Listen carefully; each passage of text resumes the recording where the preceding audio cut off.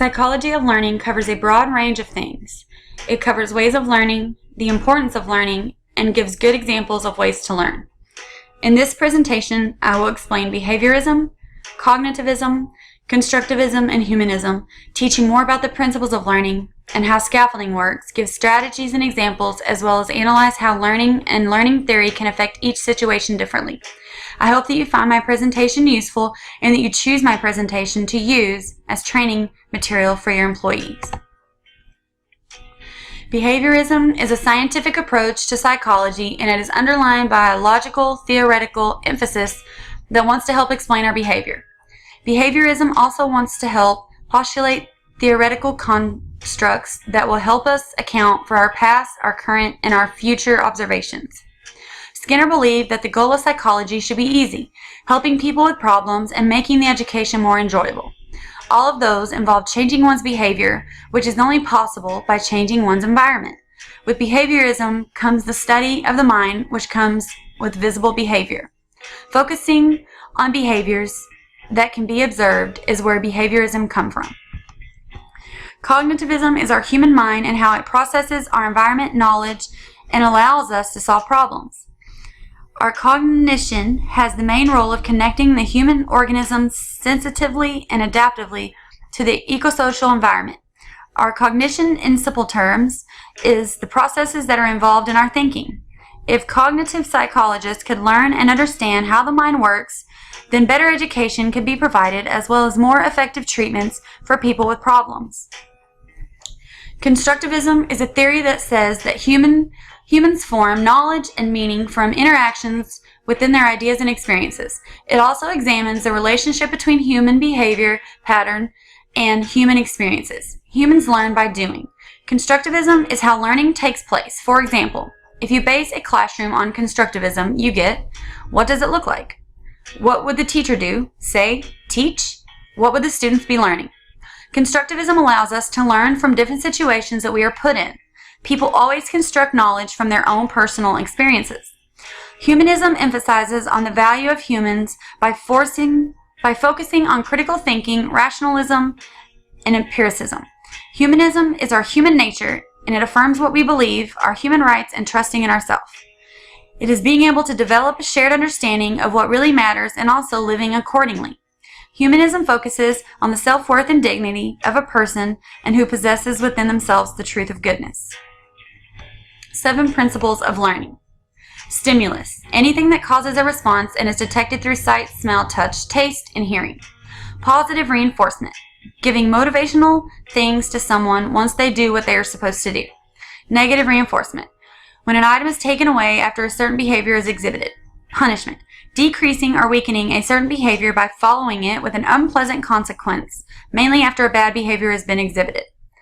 Generalization spreads from one situation to the next and involves knowledge of the world and what is important in real-life settings.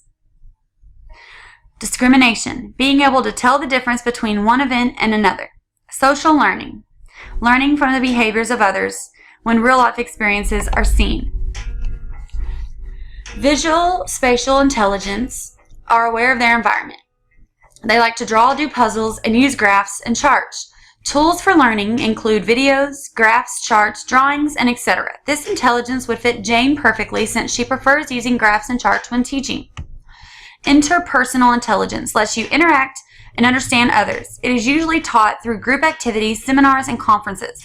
Tools for learning would include audio, conference, telephone, and attention from instructors. This intelligence would fit John perfectly since he prefers staying busy and working in groups.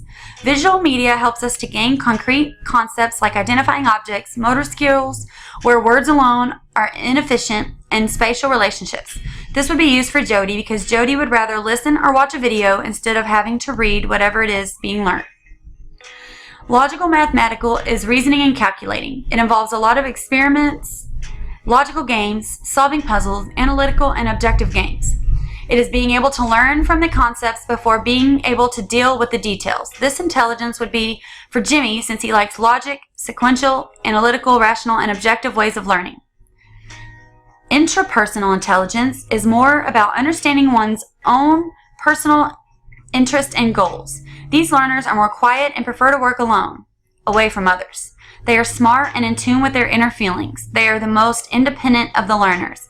This intelligence would fit Wichikez because she is confident in herself, a leader, and is self-taught. Scaffolding is a method of teaching that provides resources to help students as they learn new concepts. As the students gain skills in those areas, the support is slowly taken away so that the students can accomplish the task with no help. This differs from student to student depending on the style of learning and how fast they learn. Our multiple intelligences are the most important because each person is so different. They all help people in different ways. Figuring out which works for you will allow you to better understand what it is that you are doing. All of the principles of learning are important for creating effective learning. We all learn in different ways, some by social experiences and others by sitting alone and just studying. Whatever our way may be, all of the principles are equally important and help us develop what works for us. 7 strategies based on theory. Active learning based on constructivism because we learn by doing and experiencing things. This strategy uses physical movement which improves our comprehension of what we are learning. Visualization based on behaviorism because it focuses on our behavior and how we adapt to situations. Visualization has the learners visualize the task, write it down, and organize the ideas. Cooperative learning based on cognitivism because it focuses on our human minds and how they process knowledge and allow us to solve problems. This strategy has the learners work together to complete the task.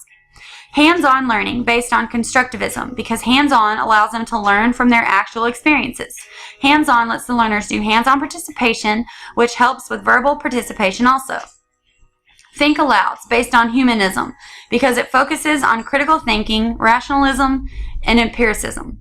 The think alouds let the learners use explanations of problem solving through teachers showing metacognitive thought. Graphic organizers based on cognitivism because we process our information so that we solve our problems correctly. Graphic organizers have visual displays, charts, and graphs to organize information and create meaningful whole amounts of information. Role play is based on behaviorism because it is our minds and how we focus and observe our behaviors in a situation. Role play allows the learners to take the teacher's place while asking the questions.